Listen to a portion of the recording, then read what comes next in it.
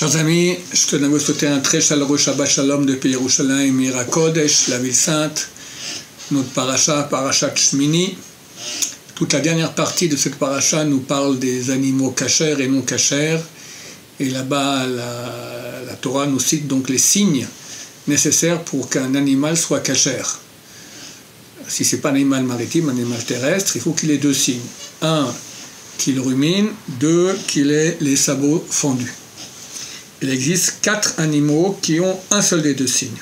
Tout le reste ont soit les deux signes et sont cachers, soit aucun des deux signes ne sont pas cachers. Mais la Torah va citer 4 animaux en les nommant qui ont un seul signe et qui ne sont pas cachers. Il faut les deux signes pour être cachers. Ces animaux-là, ce sont donc le chameau, le shafan, l'arnevet et le chazir, le porc. Le Midrash dit que ces 4 animaux correspondent aux 4 royautés dans lesquelles le peuple d'Israël était en exil. Babylone, Perse, Grèce, et le dernier correspond donc au porc, c'est Édom. Et les 3 premiers, ils ont comme signe qu'ils n'ont pas les sabots fendus, mais ils ruminent. Par contre, le seul qui a les signes à l'envers, différent des autres, c'est le porc. Le porc a les sabots fendus, mais il ne rumine pas. Et le Midrash dit d'ailleurs que quand il fait fier, il met ses sabots devant lui comme ça, pour bien montrer, regarde que je suis cachère, j'ai les sabots fendus.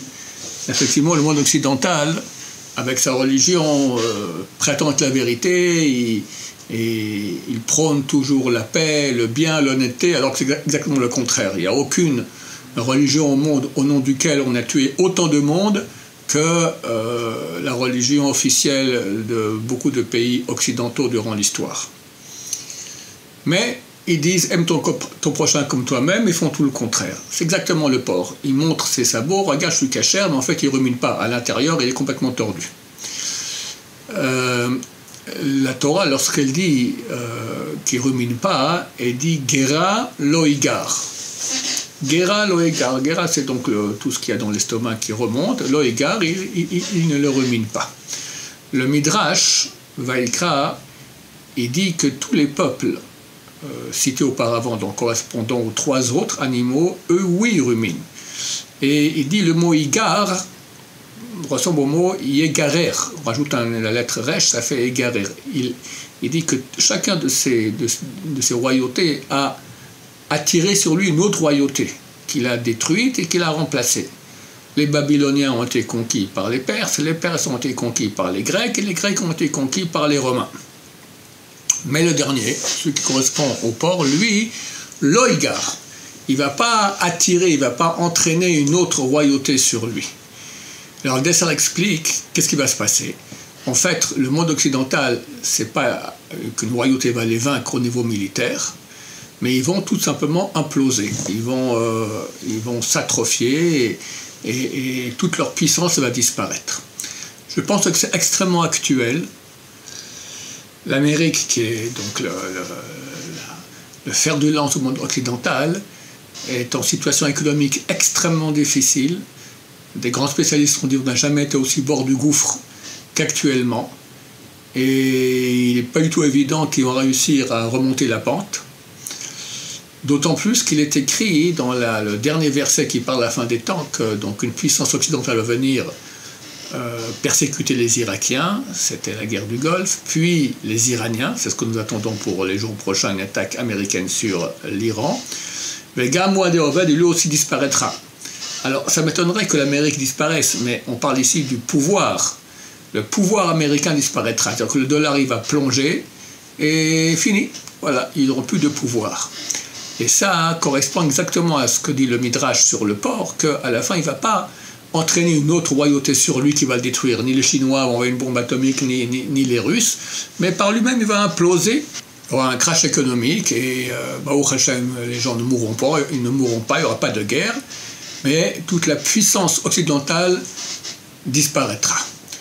Et sachez que même si, du point de vue économique, il y a des chances qui passent, il faut savoir que s'ils attaquent l'Iran, et vraisemblablement ils vont bien attaquer l'Iran à un moment, parce qu'il n'y a aucun doute que l'Iran n'est pas prêt, ils le disent. ils ne sont pas prêts à arrêter le programme atomique. D'un côté, ils font des négociations avec la délégation américaine, mais bon, d'un côté, ils disent qu'ils ne veulent pas arrêter. Donc, au bout d'un moment, Trump va s'énerver, va les attaquer. Et là, qu'est-ce qui va se passer? L'Iran va certainement attaquer les champs pétrolifères saoudiens. Et le jour où les champs pétrolifères saoudiens sont touchés, là, toute l'économie mondiale est touchée. Ça peut être un grand chaos au niveau économique qui amène Mashiach Bezrat Hashem.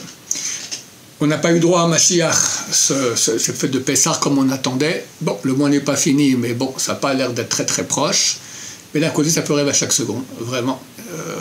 Comme je vous ai dit, il suffit que Trump comprend que les Iraniens sont en train de se moquer de lui, et là, il va attaquer, et c'est la fin.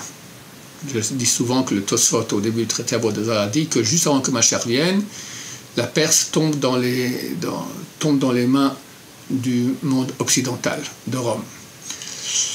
Donc, Bezrat Hashem, c'est pour très bientôt, et nous, on doit se préparer, faire tchouva, se renforcer, car tout le monde comprend que le monde ici tient pas grand-chose pour que tout s'écroule, et quand ça s'écroule, Mashiach vient Bezrat Hashem avec un monde nouveau, sans souffrance, sans mensonge, sans mal, tout ça parfait Bezrat Hashem. Je souhaite à tous un Shabbat Shalom, plein de bonheur, plein de sainteté dans vos maisons, plein de présence divine. Shabbat Shalom, on vous rach et kol tout cela.